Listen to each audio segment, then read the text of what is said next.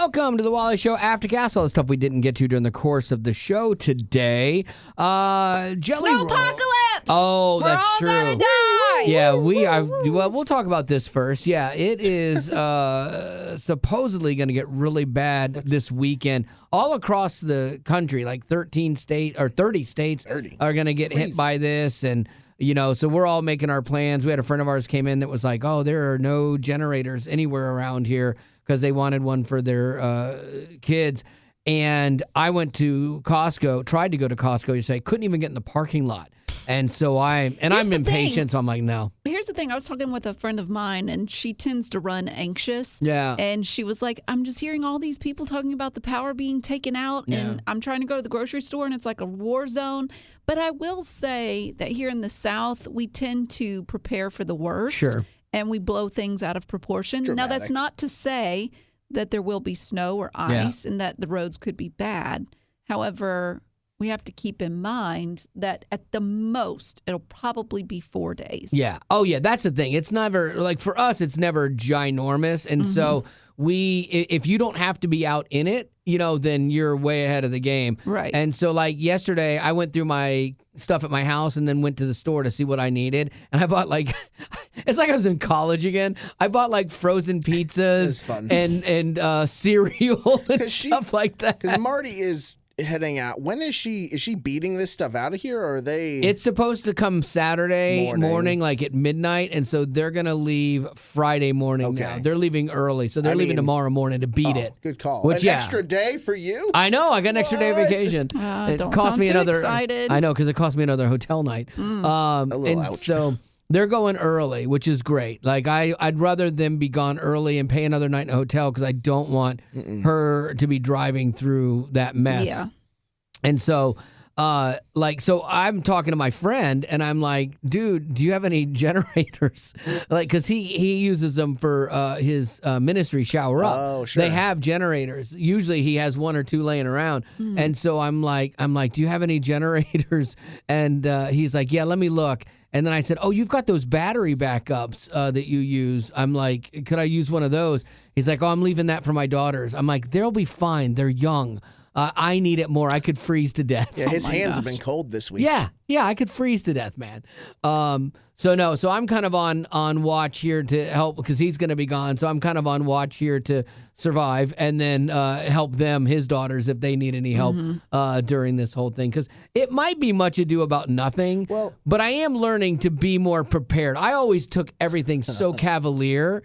And when you lose power, though, man, it's a game changer, Well, and in this scenario too, like if our house went out for any amount of time, the temperature is dipping to 10 degrees at night. Yeah. Our house would be done. Oh, and for sure. There's no way for us that we would be so cuddled in blankets all night. We have a kid with all that stuff. We're gonna be out of town, so kind of missing it at this point. But it is interesting how it evolves and changes because earlier in the week they were forecasting what looked like could have been nearly a foot of snow over the weekend. We're down to maybe less than 5 predicted inches. But it went That's from a lot snow, for here. But it went from that to snow and ice mixture. Which That's I think ice is our scarier. problem. Yes. In Tennessee, the ice is what shuts us down. It knocks power out, and it gets really hard to drive because we don't have a great infrastructure like they do up north for doing the roads. And so so just full disclosure,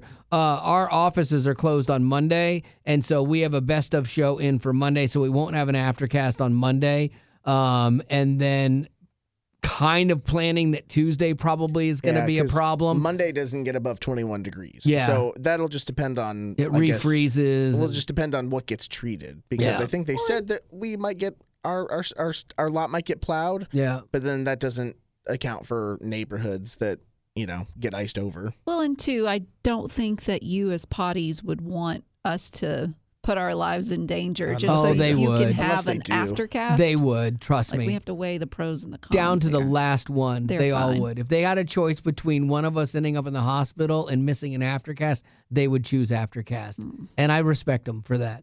I feel guilty about not being here, honestly.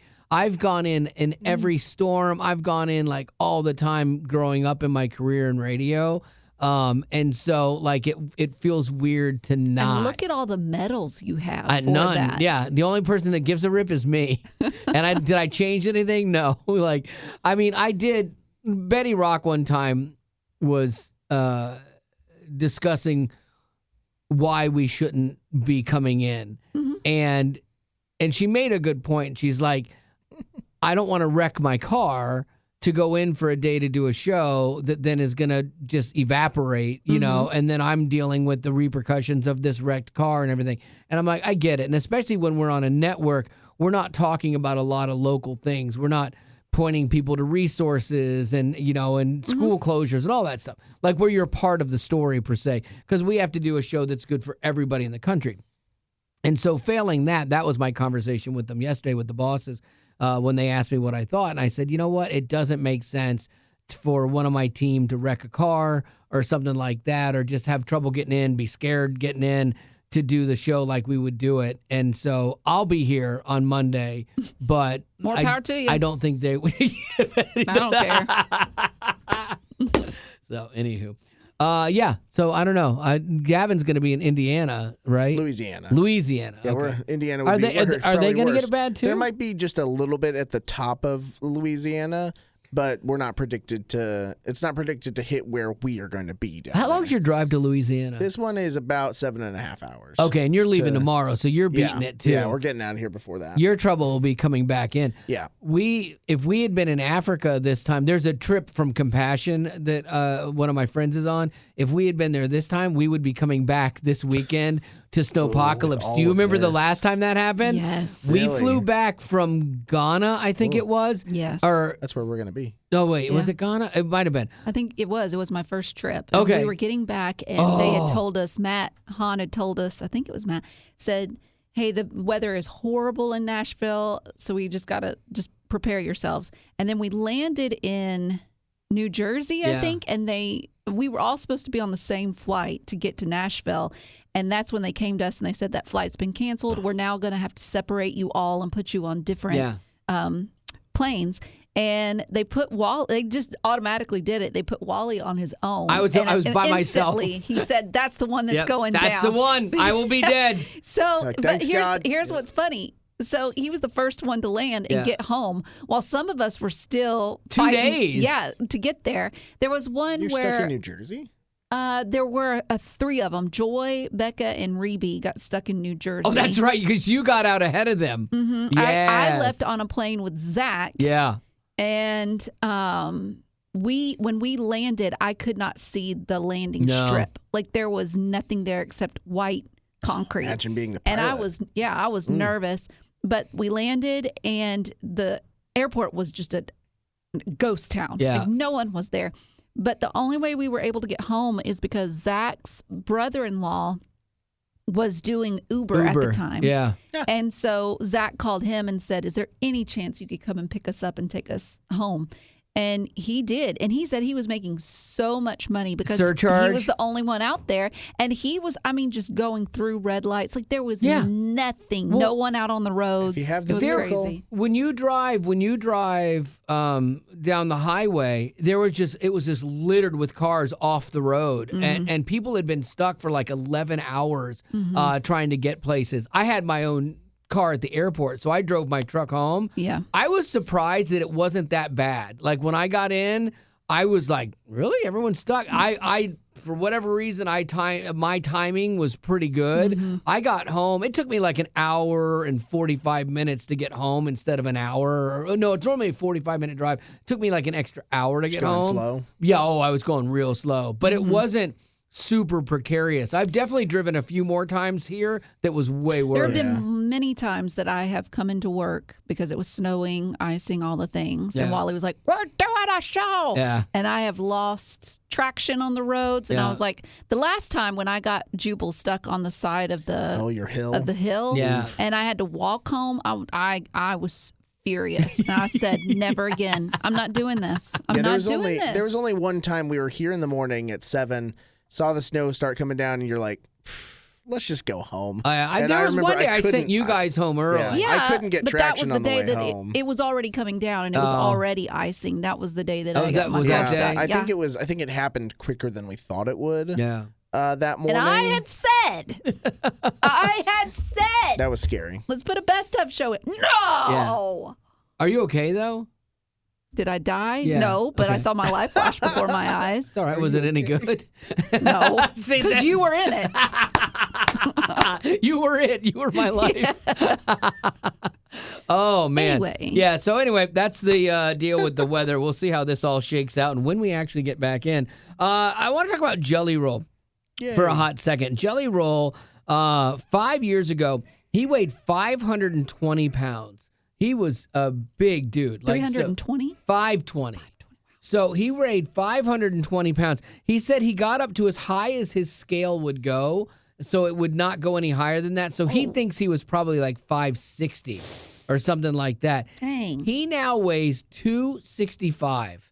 That's 300 pounds of a difference. That is amazing. That's the kind of That's thing two people. Like, that's the kind of thing. Like, I have gotten to a point where, like, even like going to the gym, the most that I can like squat is like 250 or so, and that's scary. Yeah. Like, I'm like, I might hurt my back. Yeah. And just imagine taking that off of your own body. Oof. That's crazy. It's No insane. wonder people have bad ankles and knees and all the stuff that backs, comes all with these that. things. And that guy was touring and stuff like that. I mean, I wonder if he's going to get cut the excess skin off and all of that. it's weird. Some people, No, Tummy tuck? Skin graft? yeah, well, no, it's skin removal surgery. Yeah. Oh, okay. Because your skin stretches so much that you do all this work, and then like when It you're just not in hangs. your clothes, and so And sometimes that weighs. yeah, I mean pounds and pounds and Yeah. pounds. So some people, if you're young enough, like your skin kind of comes back. It never is fully what it was, but some people it's not too bad. And a lot of people wear those undergarments, like the Spanx, basically. Girls. Yeah, to hold it all But for in. guys, I don't know what they do. Well, they make guy Spanx, like for that stuff for your stomach and everything. But man, that's amazing. know a lot about it. Oh, I've looked into it. So you're like, oh well, how did he do it? He had to have done Ozempic to lose that much weight in really relatively a short amount of time. And he's like, no, just did the work. He says, like, no judgment to other celebrities that have used Ozempic. Like, if I looked at him losing that much weight that fast, I would be like, absolutely, he used Ozempic. But apparently not. And he's like, yeah, I'm not judging anybody. This is just the way I chose to do it. And so he said he was a food addict, and he said it was hard for me to get away from. That's the problem with a food addiction, because it seems so harmless on the surface, and it's always around you, and you need it to survive. But it's when it gets out of whack that all of a sudden it gets you. And it's I so get easy. it. It's so easy to go past a quote unquote like recommended daily calorie limit. I mean, and the simplest things too. Like you get home, like I get home from work early one day and I go home early. I'm like, oh, hey, honey, why don't we go to lunch? I'm home early.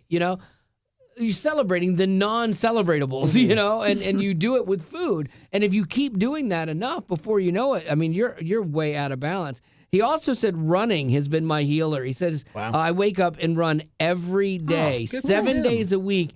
He said, even if it's a recovery run of like a mile and then I'll jog, but every day I run. So the bad news is basically diet and exercise is what he's saying. I wonder what changed his frame of mind, where it made him that's what he I thought I wanted had to seen do. a thing where, because he was getting so big, like he was having trouble doing stuff with his kid, and was it his kid? Was that him? I don't remember. No, I can't remember if that was him or not. I mean, you are threatening so much like life. You're threatening your life by being that heavy Right. when it comes to how hard your heart works, how hard your internal organs are working. Mm-hmm. So I can get just maybe he had a moment where it was like, I could die because of this. And he's only 41. I looked it up. Yeah. There's a weird phenomenon, though, like when people lose a bunch of weight like that, and sometimes they look worse. Like sometimes, fat, happy, jolly guy or whatever. I actually think he looks better.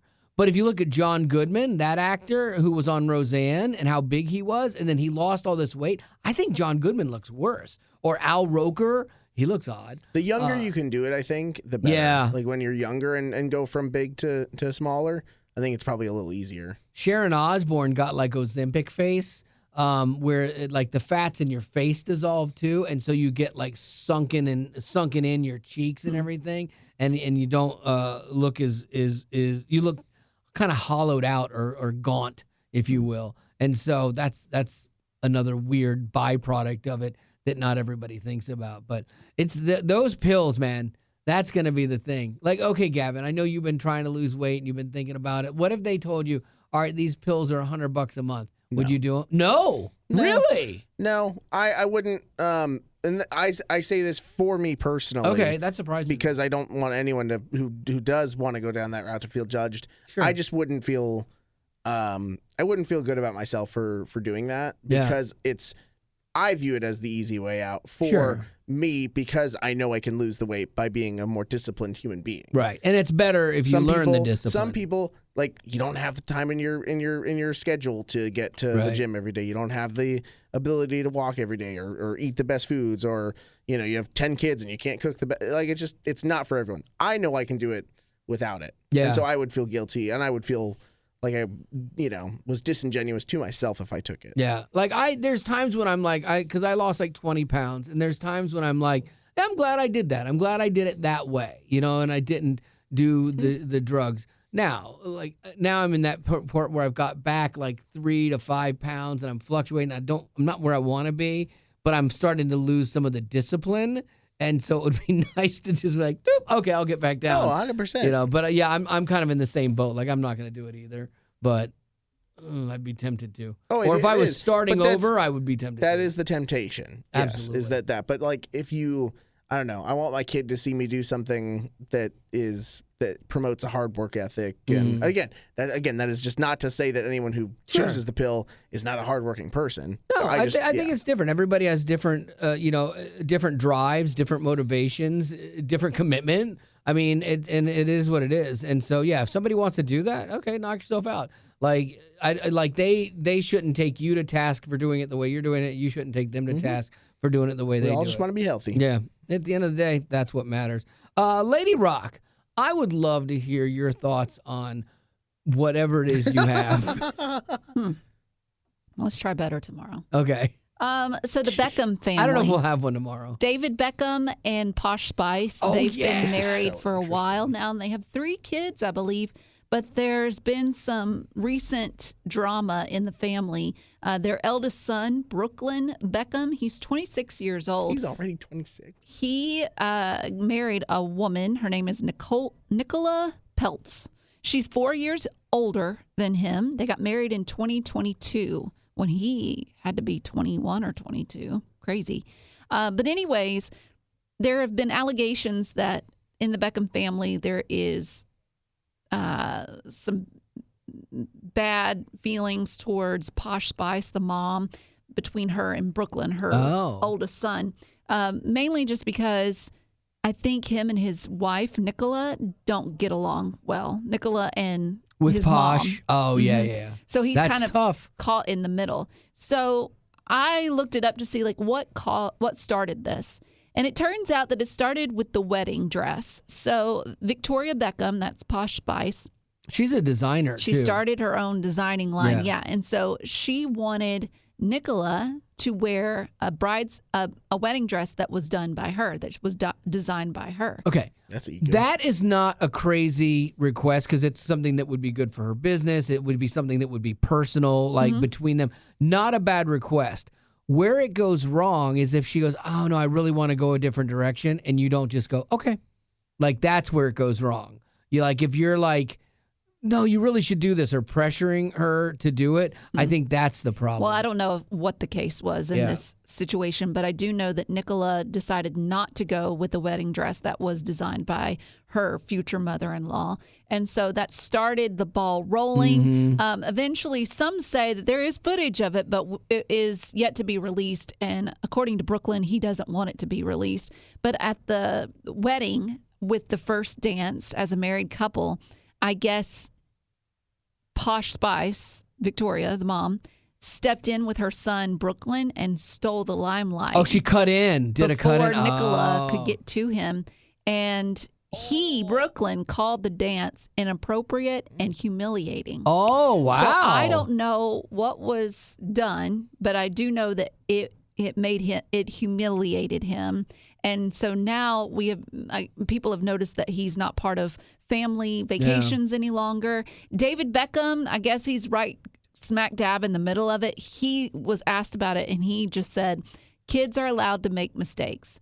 So that's pretty gracious, though. But it sounds like he thinks that Brooklyn is in the wrong and his wife is in the right. Oh, yeah, he's not going to take the kid's side. Have your wife's back. But it's just sad because you want your family to get along, but I can also see where it's a tale as old as time. A mom has that connection to her firstborn, and it's her son, and she can't let him go, especially when he's young. I mean, if he got married at 21, and it sounds like, too, that Nicola, his wife, has a very domineering presence, and so does Victoria. So of course they're not going to get two along. alpha females, and then they're both the meat in the middle is Brooklyn, and they're both gnawing at him. You know, that's a rough situation to be in. I think, like, for me, when my daughter got married, like, her dance with him, the first dance, it's a tradition. It was very important. And so, nothing to even remotely be involved or upstage that. In fact, in my dance with her, in the daddy-daughter dance, I designed it so that I brought Spencer in to finish off the dance with her. So you had to start it and introduce him? Yeah. It was a good way to hand off the baton, if you will. And so, like, I incorporated her. And you made a speech too, right? I did make a speech and I cried. Yeah, I did a dad speech. So I wrote a song for her for the dance. Some could say that you took the limelight. No. I gave him the limelight. Once you had it first. Well, I had to be on the. It didn't have to be. No, the first dance could have just been, and here's the bride and groom. No, they did theirs. The floor. They did. We did the daddy-daughter dance. I think the daddy-daughter dance and a mom thing, Haley designed when everything went. I think those. I think the first dance was them first, and then it was us. I think. But you were blessed in that Spencer is pretty easygoing, Very and much he so. is kind of. I think if anything is alpha, it's you for sure and Haley. Yeah. So he's the one that's in the middle. Yeah. So this is a situation where it would be you and Spencer and being angry at one another. Now that might be a little bit harder. Yeah, that's not this. Yeah, I can't see that being a thing with him because he's very easy to get along with. Exactly. But like I do understand family dynamics and how tricky that can be to navigate. And Brooklyn, honestly, is doing probably the right thing, and that is to support his new wife. He made a decision. That's biblical. That's biblical. A man will leave his family and cleave to his wife. Like that's the right decision to make. But I think Victoria needs and this is just me looking from the outside, it sounds like she needs a wake-up call. She needs to let him grow up. He's made a decision. Maybe you don't care for his decision, so hard. But it is what it is, and he's going to have to find that out on his own. That's what's hard, because if Haley had before they got married, if Haley was dating somebody that I did not like and did not approve of, then I would have told her 1,000,000,000% and multiple times, and I would have driven it into her that this is not healthy for you, you know. And because I think if you see something that's really bad, you have, especially as your kid, you have the right and the responsibility to say something. I think you should. When they get married, though, it changes, because now, unfortunately, your life and your reactions with them don't change, but the contract changes. And now you're breaking up a marriage, which is not a good thing either to do. And so at that point, you've got to figure out, how do we all exist in this new world that we're in, and find ways to support them and be on their team, you know. And sometimes it's probably hard for Victoria. Like you might have to take the backseat, or you might have to take the loss, something you don't like and aren't happy with, for the greater good of your son and that relationship. Because if you alienate him, then you lose all influence. Like that I've seen that happen so many times. I've seen that happen with parents that are struggling through like relationship with their kids who aren't sure of their identity, or they're gay, and the parents are, you know, religious, and they're like, well, this is wrong, it's a sin, and they like cut them out. And I've always told people, like, if you do that, you have lost any influence in that kid's life. Like, you want to still be in their lives. Yeah, you can disagree with their choices. You can say it's a sin, all of that stuff. But the minute you eradicate them or push them away, alienate them, then you can't still be a good force for your faith in their life, you know? And I think that's one where you take the short-term loss for the long-term gain, you know? Because there's people that get mad at people inside of Christianity that, you know, go to... My wife even asked me this the other day because of somebody we know, and she's like, would you go to their wedding, you know, if they were gay, would you go to their wedding? And I'm like, yeah, absolutely. Because my relationship with them as a person is far more important as someone that I love and should show the love of Christ to than what sin they're doing. Because we all have sin. This one is just really on display for people. So for me, and I'm sure I would get a bunch of garbage for it, but to me, I want to keep that relationship with that person good so that I can speak with a clean conscience about how I love them through my faith, you know, because I don't think you can, you know, be this angry person at them. Don't go to this wedding and just shun them and then be like, Jesus loves you. You know, I don't think you can do that either. So anyway, do you have some birthdays for us? Anyway, no, let's get from that to birthdays. I want to see how you do it. Oh boy. This is a little harder. You know what? And I would even probably buy a wedding cake for them if I had to, if they were short on money. And so, speaking of cake, birthday cakes. Nice. Yeah, thank you. We don't have any. Oh, you're the worst. You're the worst. You just made me struggle through that for nothing. I see why your mom doesn't like you. Oh my gosh! If you know if you've listened to the first Mama loves podcast, you'll understand that joke. You got to listen to both sometimes to be in on everything. Anyway. Yes. Anyway. All right. Well, that's going to have to do it. Gavin is out tomorrow because he's getting out ahead of the storm, taking a vacation day, and it'll be just me and Betty. And we may or may not have an Aftercast tomorrow, just depending on what things look like weather-wise and lazy-wise. But will you have Duncan?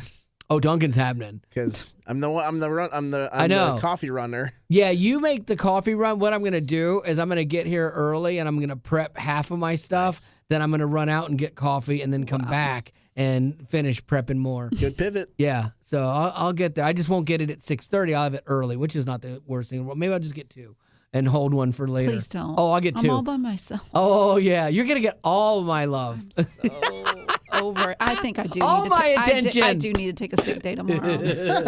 All right, that's going to do it for your Aftercast. And as always, thanks for being a potty.